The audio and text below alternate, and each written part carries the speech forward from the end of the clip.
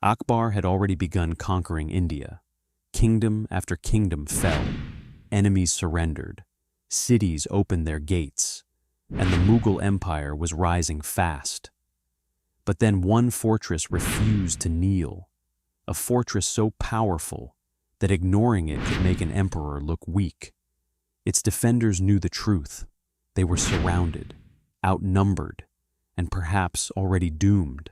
Still, they refused to surrender, because this was not just another battle.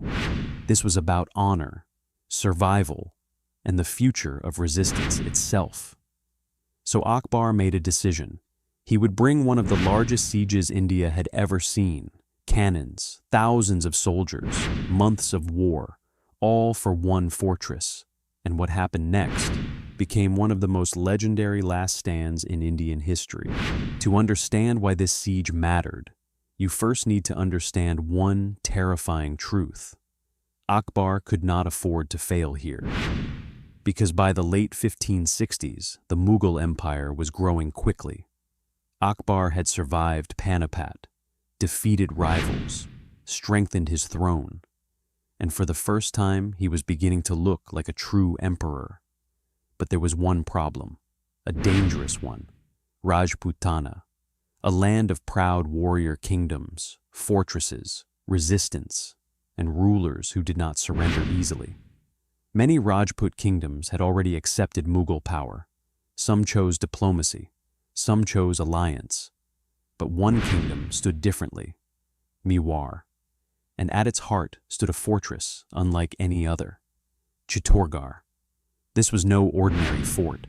It sat high above the plains, protected by steep cliffs, massive walls, powerful defenses, and centuries of reputation. For generations, Chittorgarh had become something larger than stone. It was a symbol of Rajput pride, resistance, honor, and independence, and that made it dangerous. Because as long as Chittorgarh stood free, others could still resist Akbar. Others could still believe the Mughals could be challenged. For an emperor trying to unite India, that was unacceptable. But there was another problem. Conquering Chittorgarh would not be easy. Its rulers had faced invasions before, and history had already shown this fortress did not surrender quietly. Inside the walls, its defenders were already preparing, because they knew something terrifying. Akbar was coming, and he was not coming to negotiate. By 1567, the waiting was over. Akbar had made his decision. Chittorgarh would fall, no matter the cost, no matter how long it took. And soon one of the largest Mughal military operations of Akbar's reign began to move toward Mewar. Thousands of soldiers, cavalry, war elephants, commanders, supply lines stretching across the land, and something especially dangerous: cannons. Because Akbar understood something important. This fortress could not be taken through courage alone. It would need patience, planning, and overwhelming force. And honestly, he had every reason to worry. Chittorgarh was built for survival. The fortress stood high above the surrounding land, protected by steep rocky heights. Its massive walls stretched across the hilltop, watching everything below. To attack it directly would be costly, slow, and deadly, which meant Akbar would need something different: a siege. When Mughal forces finally surrounded Chittorgarh, the message was clear. No one was leaving, no reinforcements, no escape, no rescue. Inside the fortress, food had to be protected, weapons prepared. Every soldier understood. This was not a battle that would last hours or days. This could last months, and still the defenders refused to surrender, because for them this was no longer about survival. It was about something larger: honor, legacy, and refusing to bow even against impossible odds. Meanwhile, outside the walls, Akbar prepared something terrifying: huge siege works, massive artillery, and engineers searching for ways to break a fortress that had resisted powerful rulers before him. But Chittorgarh would not fall easily, because inside the fort, two commanders were preparing for the fight of their lives, and soon their names would become legendary. As Mughal cannons thundered outside the walls, the defenders of Chittorgarh made a decision. If they could not survive, they would make history. As winter approached in 1567, the siege of Chittorgarh had truly begun. Outside the walls, Akbar's army surrounded the fortress. Inside, the defenders waited, watching, preparing, and refusing to surrender. Day after day, the Mughal camp grew larger. Cannons rolled into position. Military engineers worked constantly. Soldiers dug trenches, moving closer to the walls. Because Akbar understood something important, charging blindly at Chittorgarh would be a disaster. The fortress was too strong, too high, too heavily defended. A direct attack could cost thousands of lives, so instead he chose patience. But patience came with frustration, because the defenders refused to break. Every Mughal advance met resistance, arrows from above, defensive positions, counterattacks, and warriors who seemed ready to die before surrendering.